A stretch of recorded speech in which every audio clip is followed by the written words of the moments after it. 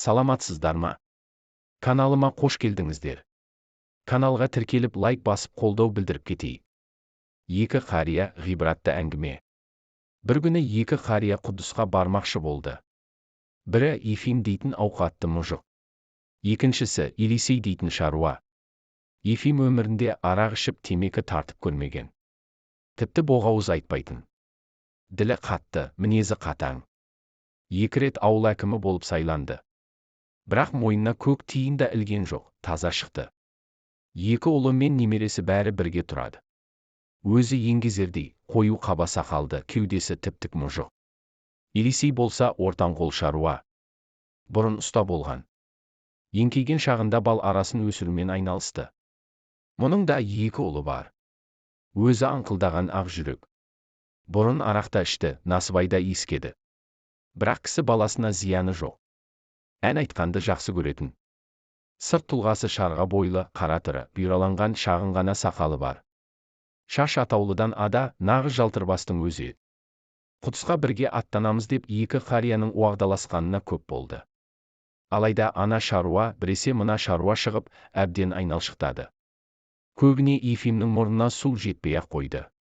Біреуін бітсе, ертесіне екінші шаруа шығады. Енді барамыз дегенде, аяқ астынан немересі үйленді. Міне кеттік дегенде, кенже ұлы әскерден келіп қалды. Биыл үй салуды бастап кетті. Оны көрген сайын Елисей, әу, Тамыр. Құдысқа қашан аттанамыз? Құдайдан ұят болды ғой. Мойындағы міндеттен құтылайық та деп жағадан алғандай болады. Ефим тыржиып, сәл кідіре тұршы. Биыл үй бастап қойып ем. Ең болмаса шатырын жауып кетейін. Үй біте салысымен жолға шығамыз деді. Енді кейінге қалдырасақ ұят. Қазір кетуіміз керек. Дұрыс қой, бірақ бастап қойған істі аяқтамай қайтып кетемін. Немене, аяқтайтын адам жоқ па? Балаң бар емес пе? Баласы құрмағыр, ойдағыдай ете ала ма? Әй, ертең өліп қалсаң ше? Олар сенсіз күн көре алмай ма? Өздері үйрене бергені жөн ғой. Солай. Бірақ бәрі көз алдында істелгенге не жетсін? Әу, құрдас. Тірі адамның тіршілігі біте ме? Өткенде ғана мейрам қарсаңында үйді қағып сілкіп, жуып шайып бір үйтілдік. Сонда келінімнің айтқаны, мейрамның келе қалғаны қандай жақсы. Әйтпесе, қанша әлектенсек те, мұнша шаруаны бір күнде еңсере алар ма едік деді. Сол айтпақшы, әр нәрсенің өз уағы бар. Қуа берсең, бұл дүниенің тірлігі бітпейді деді. Ефим ойланып қалды. Мына үйге көп шығын кетті. Сапарға да құр қол аттана алмайсың. Қаражат керек дегендей. Елисей езу тартып, сен жыланба, Тамыр. Сенің дәулетің менен 10 есе артық емес пе? Сөйте тұра ақша жоқ дейсің. Түгің жоқ болса, мен ақ тауып берейін деді. Ефим мырс етіп, миығынан күліп. Қарай гөр. Ал қайдан таппақсың ол ақшаны? Деді. Омартамды сатам. Көптен сұрап жүргендер бар еді, биыл омартаның түсімі мол болады, өкініп қалмайсың ба? Өкініш? Жоқ, құрдас. Жасаған күнәлардан басқаға өкініп көрген жан емеспін. Иманнан артық ештеңе жоқ бұл дүниеде, солай ғой, Тамыр. Ақшаны өзім-ақ табамын. Бірақ үйі түскір ыбырсып қоқсып жатқанда берекең болмайды екен, иманымыз тазарып, жанымыз жаңғырмаса берекесіздіктің көкесі сонда болады. Ниет еттік пе, кеткеніміз жөн. Шын айтам, кетейік. Елисей ақыры досын көндірді. Ефим мың ойланып, ертесіне Елисейдікіне келді. Құрдас, аттаналық. Айтқаныңның бәрі рас. Иманнан артық ештеңе жоқ. Аяқ қолымыз сау кезінде барып қайталық. Бір аптадан соң қариялар жолға шықты. Ефимде 300 сом бар еді. 100 сомды жолға алды да, қалғанын кемпіріне қалдырды. Елисей омартасын сатып, 70 сомға бағалады. Қалған 30 сомды там-тұмдап жинады. Өлсем жаназама керек болады деп кемпірінің сандыққа тыққан 20 сомын алды. Келіннің тірнектеп жиған 10 сомын және алды. Жолға шығатын күні Ефим қария түске дейін жүріп алды. Үлкен ұлына шабындықты қай жерден шабатынын, көңді қайда апарып төгетінін, үйдің шатырын қайтып жабатынын тәпіштеп, қайта түсіндірумен болды. Ал Елисей пақыр, қожайын өздерің. Нені жөн тапсаңдар, соны істейсіңдер деді де үйімен тез қоштасты. Ауылдан ұзаған сәтте-ақ Елисей қария шаруа жайын тез ұмытты. Жолда досымды ренжітіп алмайын деп әр сөзін әдеппен сабақтады. Сапардың шырқы бұзылмай, тату-тәтті оралсақ ет деп Құдайдан тілеумен болды. Құдыста емтихан тапсыратындай жадында қалған дұғаларын еске түсіріп, іштей қайталады. Әулиелердің ғұмырнамасынан да бір қайталап өтті. Жолай кездескен кісілерге инабатпен тіл қатып, жылы лебізін аямады. Сапарға шыққалы көкірегі де сергек, көңілі де қунақ. Тек бір нәрсеге ғана жігері жетпеді. Қалайсың қыз? Насыбай атқысы кеп, әбден қиналды. Әу баста Насыбайды Айгүлжан сенде тастауға ниеттеніп, шақшасын әдейі үйде қалдырған еді. Ефим болса бос сөз сөйлемеді. Бұл бар дегенде. Бірақ жанда жадыраң әрмен қалай жоқ. Үй жайының қамы ойынан кетер емес. Өзің түсініп тұрсың ғой. Ондағылар не істеп жатыр Сомен екен деп уайымдай береді. Балама ананы өйт, мынаны бүйт деп тапсыруды ұмытып кеткен жоқпын ба? Бәрін тап-тұйнақтай істеп жатыр ма? Деп көп алаңдады. 5 аптадан соң хахолдардың еліне жетті. Бұл халықтың пейілі кең екен. 2 қарияны кезек-кезек қонақ етіп, сыйлаумен болды. Аттанарда дорбаларын нан мен аққа толтырды. Осылайша қос қария еш қиындық көрместен 700 шақырым жол жүрді. Бір уәлаятқа жетіп еді, жұт жайлаған аймаққа тап болды. Сатып алар нан таппады. Былтыр түк астық шықпады. Бай кедейленіп, жарлы Жақыбай қайыршыға айналды десті жұрт. 2 қария аялдамастан 10 шақырымдай жер жүрді. Бір өзеннің жағасына жетіп тынықты. Қайдан тапқаны белгісіз, Елисей қария Насыбай шығарып атпақ болды. Оны көріп Ефим: «Әй, көр соққыр, сенің Насыбайды қойғаның қайда?» деді таңғалып. Елисей қолын сілтеп: «Қайтейін, құрдас. Жеңді мені бұл күнә, жеңді» дей берді. Сәлден соң қайтадан жолға шықты. Біраз жүрген соң үлкен бір қыстаққа келіп кірді. Күн әбден ысыған еді. Елисейдің су ішіп демалғысы келген. Ал Ефимнің тоқтар түрі жоқ. Тумысынан жүріске берік еді. Оның соңынан елпеңдеп жүре беру Елисейге оңай тиген жоқ. «Су ішіп шөл бассақ қайтеді, құрдас», деді. «Ішкің келсе іш». «Мен шөлдеген жоқпын», деді Ефим. «Ендеше сен жүре бер. Мен әне бір тамға кіріп, су ішіп шығайын. Артыңнан қуып жетем», деді Елисей. Ефим ілгерілей берді. Елисей әлгі үйге бас сұқты. Өзі жұпыны соқпа там екен. Іргесі қара балшықпен сыланғанда төбесі әктелген. Қабырғалары кесек-кесек боп опырылып тұр. Шатырының бір бүйірі қисайып кеткен. Мұнда бір кемпір отыр екен. Әбден әлсіреп, басын столға әзер сүйейді.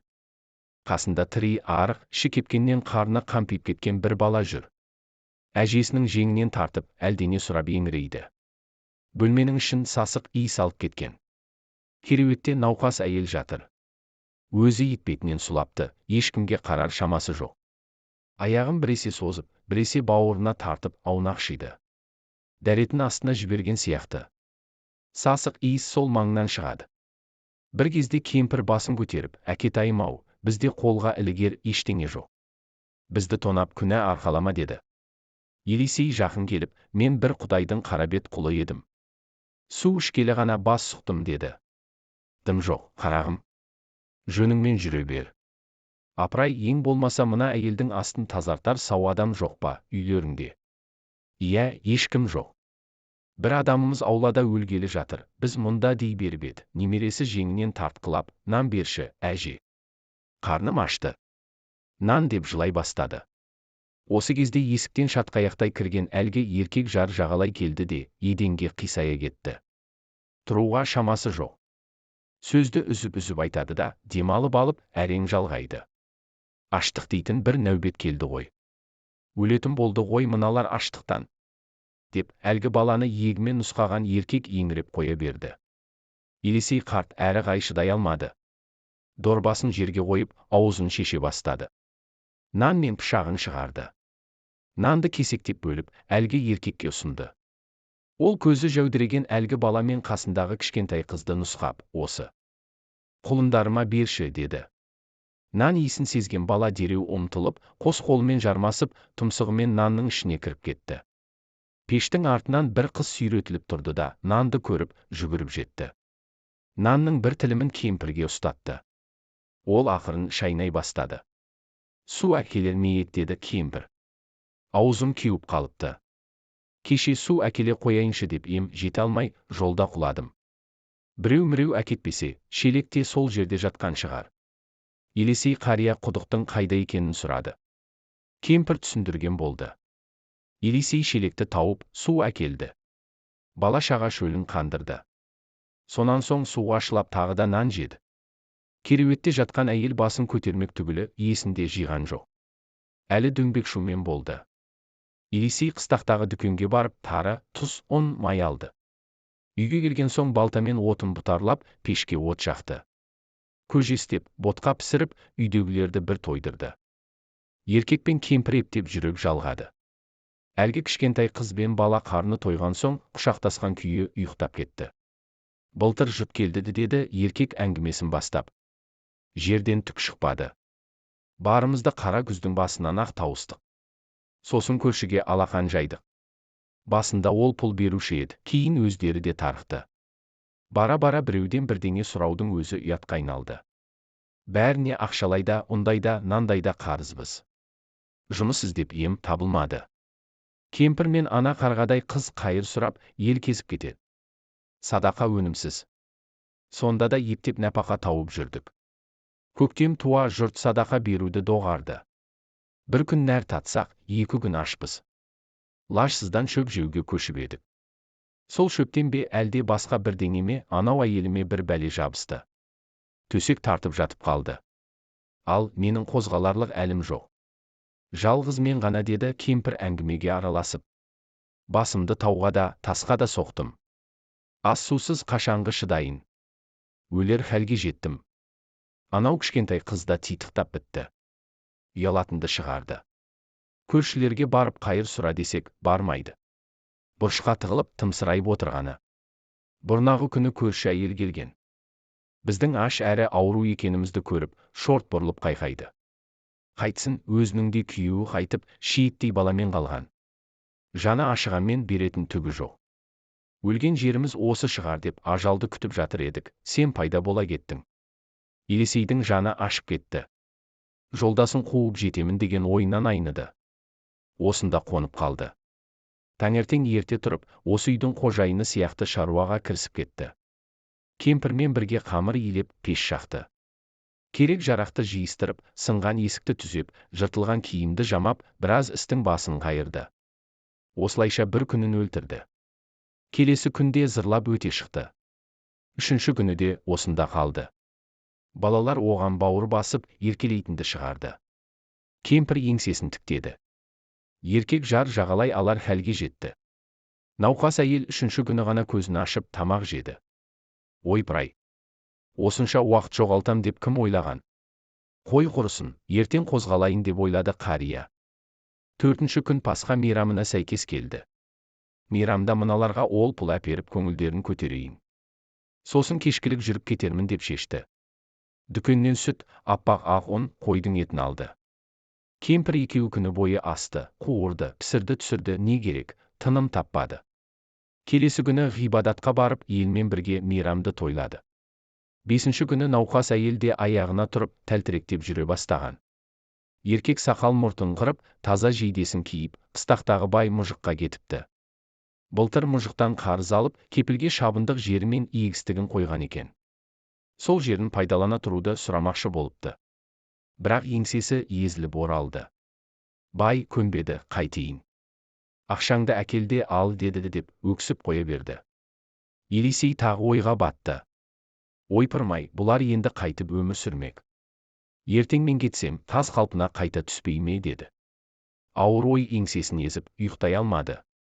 Тезірек жолға шығу керек еді. Онсыз да ақшасы мен алтын уақытын жоғалтты. Кетейін десе, мына кісілерді аяды.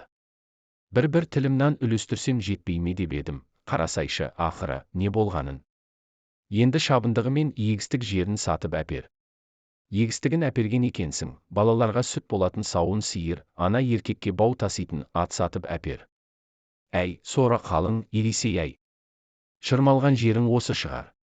Түпкі ойыңның қазығынан айырылған соң, түк түсінуден қалдың ғой деді өз-өзіне. Ішкі сарайым ашылар ма екен деп насыбай атып еді, болмады. Қанша бас қатырса да ойына ештеңе оралмады. Жолға шығарын, не мына кісілерге егістік жерін әперерін білмей мең-зең болды. Не істеу керегі беймәлім. Бір кезде көзі іліне бастаған. Кенет түс көрді. Дорбасы арқасында, аса таяғы қолында құнтиып киініп алған екен. Қақпадан шыға бергенде дорбасы бірдеңеге іліп қалды. Оны ағытам дегенше шұлғауы әлденеге ілігіп шешіліп кетті. Мұны қайтадан орай бастағанда шарбақтың бір жері киімін іліп түсті. Кенет кішкентай қыз етегіне жармасып, ата, нан берші деп шырылдады. Аяғына көзі түсіп кетіп еді, шұлғауына ер бала жабысып жібермеді. Терезеден кемпір мен үй иесі мөлиіп қарап тұрды. Елисей шошып оянды. Күбірлеп сөйлеп, ертең шабындығында, егістігінде әперем. Атта, сауын сиырда әперем. Жаңа астыққа дейін жетерлік ұнды да сатып әперем. Әйтпесе, жер асып, жихан кезіп, Ғайсаны іздеймін деп жүргенде, жүрегімді өлтіріп алармын. Алдымен мына байғұстарды аяғына тұрғызайын. Мен кетсем аштан қырылар. Ал Құдыс ешқайда қашпайды. Кейін де баруға болады деді. Таңертең ерте тұрды. Бай мұжыққа барып егістік жерін қайтадан сатып алды. Шабындықтың да ақшасын төледі. Дүкеннен шалғы орақ алды. Еркекті шалғы салуға жіберді де өзі базарға аяңдады. Саудаласып жүріп, бір атпен арба алды. Оған бір қапшық ұнды тиеді де, сауын сиыр іздеп жөнелді. Келе жатып екі әйелдің дабырлай сөйлеген сөзін естіді. Дүниеде мұндай да адам бар екен-ау. Әлдекімнің үйіне су ішуге кіріп, сол үйде аялдап қалыпты. Мұның әлгі үйге не сатып әпергенін көрсең. Жаңа ғана бір атты арбасымен қосып сатып алғанын көзіммен көрдім. Мұндай адам бұл заманда жоқ қой, жоқ. Әулие шығар өзі, десті. Елисей өзін мақтап келе жатқандарын білді. Ұнжырғасы түсіп кетті. Сиыр әперемін деген райынан қайтты. Ат көлігімен үйге тартты. Атты көрген үй иелері аң-таң болды. Ата-ау, бұл атты қайдан алып жүрсіз? Деді үй иесі. Сатып ала салғам. Аз заңға беріп тұр екен. Анау қапшықты да түсіріп алшы деді жылдам сөйлеп. Үйдің иесі қапшықты қамбаға кетті. Елисей кешке дейін басы салбыраған күйі қозғалмай отыра берді. Ел ұйқыға кеткенде орнынан тұрып, дыбысын білдірместен үйден шығып кетті. 5 шақырымдай ұзағанда жарық түсе бастады.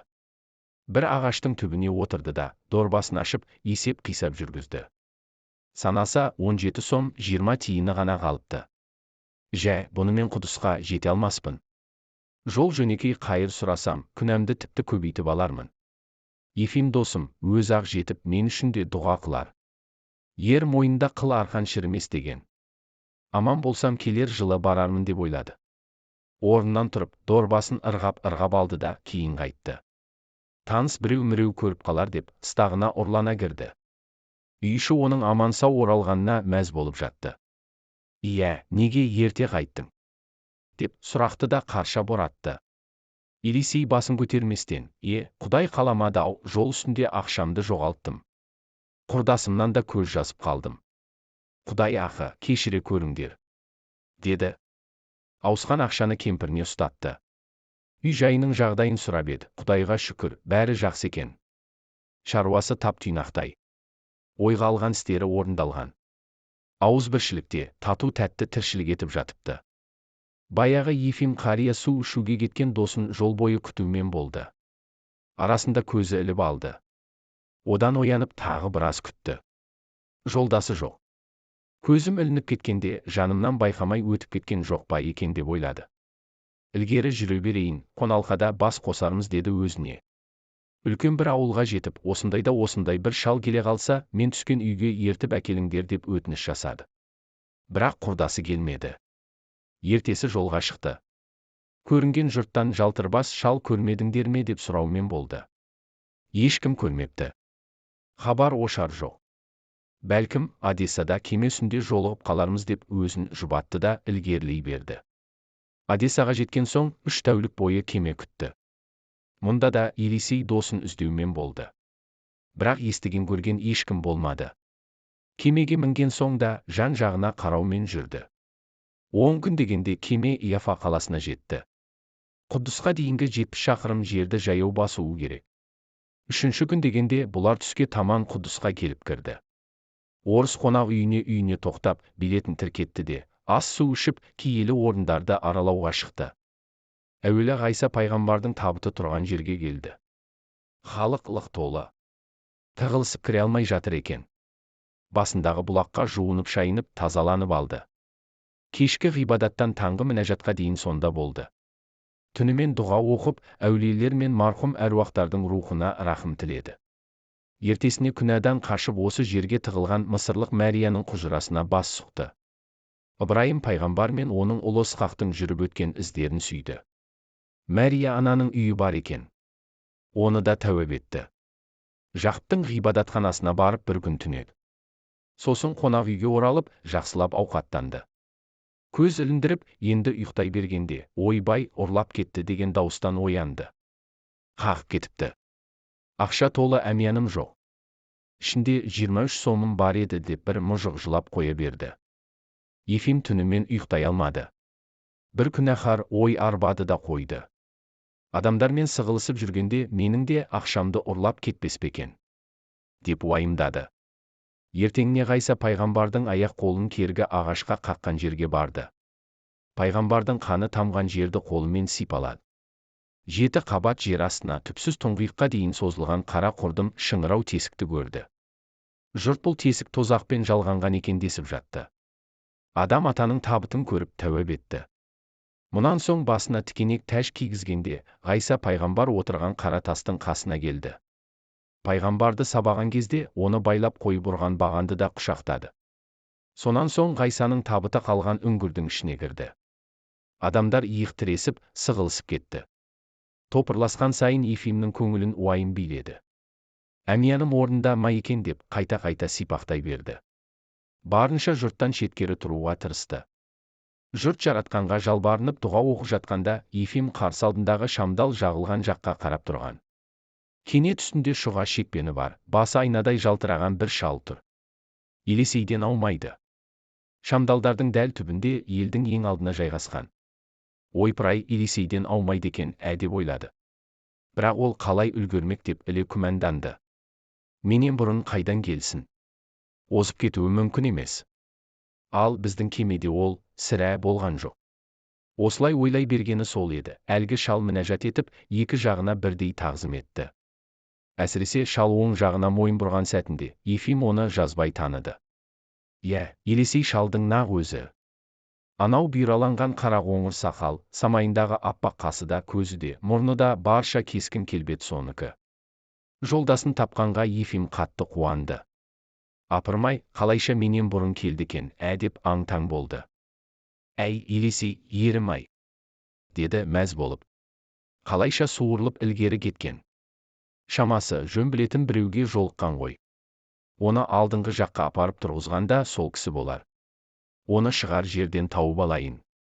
Бәлкім, ол мені де алдыңғы қатарға апарар. Ефим әлгі шалды көзінен таса етпеді. Мінәжат бітіп, халық сыртқа беттеді. Итерсіп сығылысып ілгері ұмтылғанда, Ефим тағы да әмиянымды біреу қағып кеткен жоқ па екен деген үрейден зәресі ұшты. Әмиянын тасқып ұстап, сыртқа әрең сытылып шықты. Бірақ жолдасынан көз жазып қалды. Енді Елесейді іздеп, шарқ ұрмаған жері қалмады. Келесі күні үңгірге тағы барды.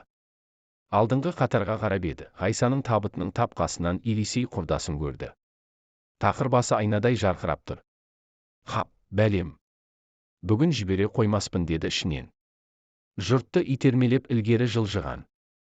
Өліп талып жетсе, Елесей жоқ. Шамасы шығып кеткен секілді.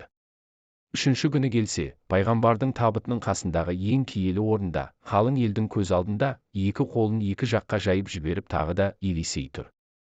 Тақыр басы жалтырап шапақ шашады. Енді айырылсам ба сенен? Шығар ауызға барып тұрып алайын. Сол жерде қайткенде де ұшырасармыз деп ойлады. Ефим сыртқа бұрын шығып, әрі-бері күтті. Түс ауып, бүкіл жамағат тарады, Елесей жоқ. Ефим қария Құдысты 6 апта кезді. Киелі мекеннің бәрін аралады. Өлсем осыны кигізіп жерлер деп жаңадан жейде сатып алды. Оған Ғайсаның мөрін басқызды. Сонсоң шөлмек құтыларға толтырып, Иорданның суын, киелі орындардың топырағын алды. Түрлі дұғалар жазған тұмарлар сатып алды. Бар ақшасын жұмсап біткесін, елге аман сау жетсек жарар еді деп үйіне аяңдады. Жол бойы үйдегілер қайтып тірлік қылып жатыр екен деп, әрнені уайымдаумен болды. Бір кезде Елисеймен айырылысқан жерге кеп жетті. Жұрт адам танымастай өзгерген. Былтыр ішерге ас таппай, қақсып отырған халық бүгінде күйленген. Егін бітік шығыпты. Жұрттың еңсесі көтеріліп, қайғы қасірет ұмытыла бастаған. Бір үйдің тасасынан жас қыз жүгіріп шығып, атай дейім. Біздің үйге жүріңіз деп қиылды. Ефим жүре бермекші еді, қыз бала жіберер емес. Етегіне жабысып, үйге сүйрей жөнелді. Есік алдына бала көтерген бір әйел шығып, келіңіз, атай. Ас ішіп, ауқаттанып қонып шығарсыз деді өтініп. Ефим амалсыз кірді. Айтпақшы деп ойлады ол, Елисей қарттың хабарын сұрайыншы. Ұмытпасам, су ішіп шығуға, былтыр, тап осы үйге бас сұққан еді. Әйел оның арқасындағы дорбасын алып, дастарханға отырғызды. Сүт әкелді. Ішіне ақ ірімшік салған самса мен ботқа қойды. Қария, келін, дәм тұзыңа ризамын. Мен Құдыс шаһарынан келемін. Бізді сыйласаң мол сауапқа кенелесің деді. Ата-ау, біз барлық жолаушыға ізет көрсетуді өзімізге борыш етіп алдық. Өйткені бізге қалай өмір сүру керегін бір жолаушы үйретті. Оған дейін Құдайды ұмытып, ел қатарлы өмір сүріп жатыр едік. Жаппар хақ сол үшін қаһарын тігіп, қатты жазалады. Бәріміз өлім хәліне душар болдық. Өткен жазда өзі жарылқап, мына сізге ұқсаған бір қарияны тап келтірді. Ол су ішіп шыққалы келіп еді, өлгелі жатқан бізді көріп, аяп, осында аялдап қалды. Ішкізді, жегізді, аяғымызға тұрғызды. Тіпті сатылып кеткен жерімізді қайтарып, ат пен арба да сатып әперді. Сөйтті де, бір күні өзі жоқ болып кетті деді әйел. Осы кезде үйге кемпір кіріп еді. Әйелдің сөзін бөліп, иә, өзіміз де білмей қалдық. Адам ба, әлде періште ме? Бәрімізді жақсы көрді, бірдей мейірімін төкті. Сөйтті де, кім екенін айтпастан жоқ болды да кетті. Оған Құдайдан шапағатын тілеп дұға қылайық десек, аты жөнінде білмейміз. Кескіні әлі күнге көз алдымда. Қарапайым ғана жалтырбас, шарға бойлы шал деді. Онан соң сөзге кішкентай қыз араласты. Бәрі әлгі шалдың не айтқанын, не істеп, не қойғанын естеріне түсірісті. Түнде отағасы келген. Ол да Елисей жайлы ауыз жимастан айта берді. Ол келмегенде өз күнәмізге өзіміз көміліп өлетін едік қой. Өмірден күдер үзіп, Құдайға да, адамға да әбден ыза боп, күйінішпен кеткелі жатқанбыз. Ол қайта тірілткендей болды. Соның арқасында Құдайдың бар екенін білдік. Жақсы адамдардың әлі де жер басып жүргеніне бек сендік. Бұрын мал секілді тірлік еткен екенбіз, ол бізді адам қатарына қосты. Содан бастап, осы маңнан өткен жолаушының бәріне тегін тамақ беруді әдетке айналдырдық деді тамсанып. Ефим түнімен ұйықтамады. Ойынан Елисей шығар емес. Құддыста 3 рет көргені есінен кетпейді. Ол қай жерде менің алдыма түсіп кеткен? Деп ойлады. Менің мінәжатым қабыл болды ма, жоқ па, кім білсін?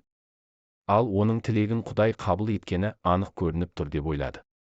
Ертесіне үй иелерімен қоштасып, сапарын жалғады. Ефимнің жолға шыққанына дәл 1 жыл болыпты. Көктемде елге оралды. Үйіне күн бата жеткен.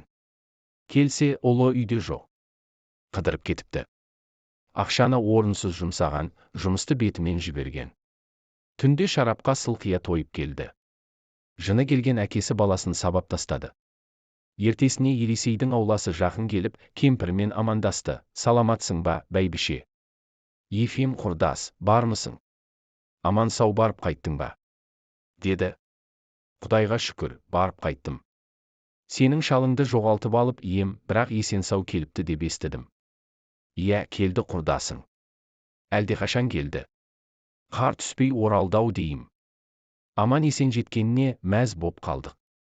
Ол жоқ болса үйдің іші қаңырап қалғандай көрінеді. Қырып жұмыс жасамаса да осы үйдің бас иесі болған соң, ортамызда отырғаны жақсы, өзі қазір үйде ме, жоқ па? Үйде. Омартасын қарып жатқан болар. түсімі мол деп отырған. Құдайдың араларға мұндай қуат беріп, балды үйіп тастағанын біздің шал өмірі көрмепті. Жаратқан да кісінің ниетіне қарап береді екен ғой деп қояды өзі. Барсаңшы, жарқыным, ол да бір қуанып қалсын. Ефим омартаға келсе, бетіне ұстаған торы да, қолына киген қолғабы да жоқ, бір ақ қайыңның түбінде сұр шекпенді Елисей тұр. Әне бір кезде құдыста көргендей, екі қолын екі жаққа жайып жіберген. Көз аспанда. Бас айнадай жалтырап, күннің сәулесі түсіп тұр екен. Құжынаған аралар сары алтын тәрс секілденіп, оның басын қоршай ұшып жүр. Ешқайсысы шақпайды. Мұны көрген Ефим қалт тұрып қалды. Әй, шал, тамырың келді ғой, деп кемпір айқайлады. Елисей жалт қарады. Құрдасын көріп қуанып кетті. Асығыс жетіп құшақтай алды. Ал, амансың ба, тамыр? Құдай алдындағы борышыңды өтеп, сәтімен барып қайттың ба? Деді. Аяғым барды ғой, әйтеуір. Саған арнап Иордан өзенінің суын әкелдім. Үйден алып кет. Шаршап шалдығып барған еңбегімді Құдай тағала қабыл етті ме, жоқ па, кім білсін. Жә, асылық етпе. Жаратқан ием әділ ғой. Қабыл етеді. Ефим сабыр сақтап сәл бөгелді де, аяқпен бардым-ау деді, сосын әлгі сөзін қайталап. Бірақ ниет қылып барған мен бе, әлде басқа біреу ме, осы жері Құдай біледі дағы, тамыр. Құдай біледі ғой оны. Қайтарда әлгі сен аялдап қалған үйге бас сұқтым. Іші қылп ете қалған Елисей, мына сөзді естігенде қалбалақтады да қалды. Құдай ісі ғой ол дағы, тамыр. Құдай ісі ғой дей берді абдырап. Ал, не ғып тұрмыз? Ішке кірмейсің бе?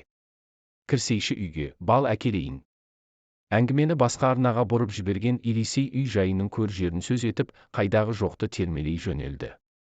Ефим қинала күрсінді.